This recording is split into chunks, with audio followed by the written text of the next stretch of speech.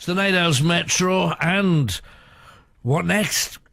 You never know on Night Owls is the thing. So let's find out by talking, I think, to Stephen. He's in Sunderland, and he should be on 6. Hi, Stephen.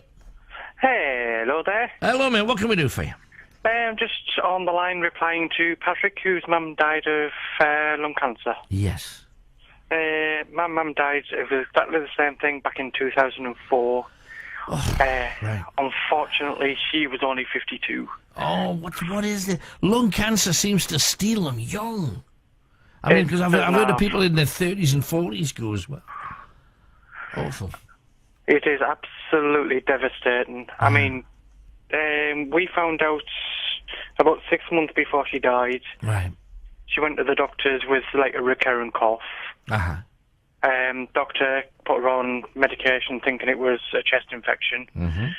She completed the medication, still hadn't gone. Yeah. So obviously went back. Found out that they were going to do tests and stuff like that. They did the tests and stuff like that. I mean, at this point, I was living in Manchester, so it was, and she was in Darlington at the time. Right. So it was sort of a bit difficult for me because I was that far away, really. Yeah. I got a phone call basically saying that, like, she'd had the test results back. It was lung cancer. Yeah. She was the one that actually was on the phone to me. I didn't know what to say, so me being the person I'm quite soft, and I just sort of freaked out in a way and said, "No, I'm sorry, I can't speak to you at the moment," and left it at that and let it sink in for a bit. Yeah. To cut a long story short, like, her and me dad sort of fell out, and they ended up going through a bit of a nasty time, and she was trying to divorce him. Oh, blimey. What a time to be going through that kind of stress. Well, not to put too much detail on it, but he was basically the kind of person that he is, not to put him down, but he was sort of trying to take all the... Wasn't about her, it was about him. Yes, you hit the nail on the head. Blimey. He knew that she wasn't going to see it through, so he dragged his heels. Anyway, I was, as I say, I was living in Manchester at the time, so it was a case of phone contact only. Yeah. She went and ended up living with my sister. Ended up, like, completely bedridden, to be honest.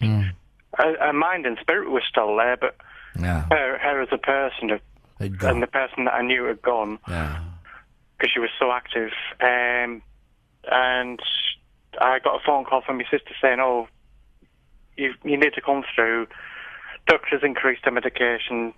She's sort of, like, becoming really, like, drowsy, so make the most of it," kind of thing. Yeah.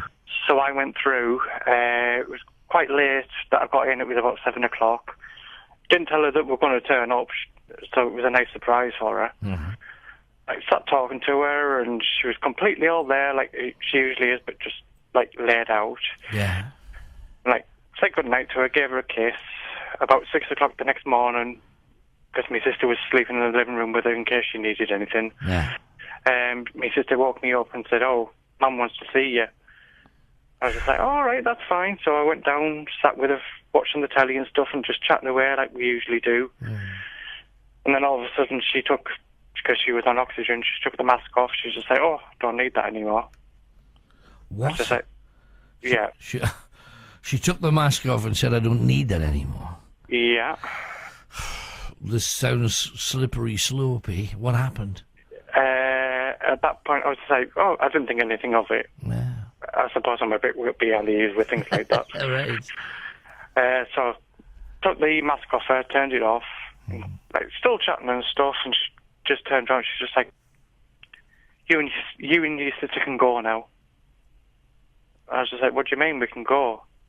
She's like, "Oh, I don't want you here now. You can go." And basically, she knew she was gone. Yeah, and she didn't want you to see it. Yeah, bless her. And did you? I presume the two of you would just think, "Oh well, she's obviously a bit better. She took her mask off there. She was," and then you're heading out, and she's literally just letting herself go. Well, that's the thing. I sort of, when she said, "Oh, you can go now," the alarm bells rang, so I didn't go. Right. And I sort of called my sister through. And at that point, my sister's like, "What do you mean we can go? We're not going anywhere." And we basically, from that point, we just sat there. She didn't say anything else.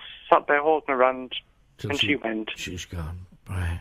She knew she was gone. Yeah. I mean, you see, I've found this time and time again with people. Sometimes the family member wants you all around and wants to go in the middle of all of that love. On the other hand, you'll get a mum or a nana or a dad who'll say, I don't want the parents to remember me like this. I want them out of here. So I say, look, I'll see you in the morning. And then, of course, you get a phone call later that afternoon saying, I'm sorry, your dad, your mum's gone. That's the thing. So it kind of works in those two ways.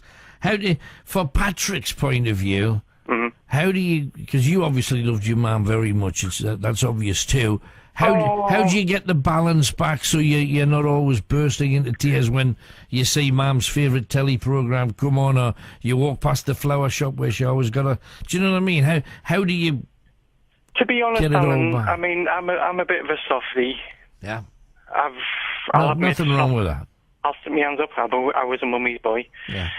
To be honest, I don't know if it's any consolation to him, but at the end of the day, I don't think you really do get over it. At the end of the day, you've learned to live with it, you see, instead. Oh, yeah, you do. I mean, I still have moments where, like, I find myself a bit tearful and stuff, even this far down the line. It's because, at the end of the day, it's because that person meant so much to you.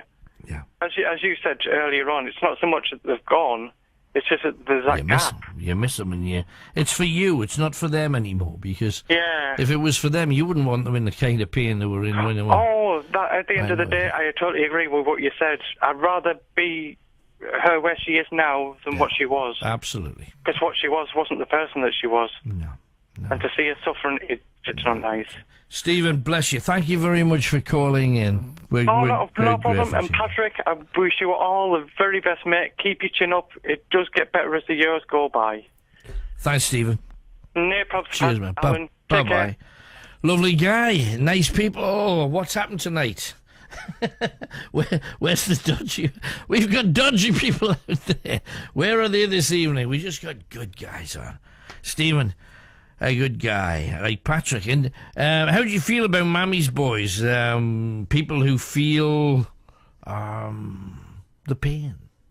Is it an endearing thing, or is it one of those things where you like a man to be a man and stand up?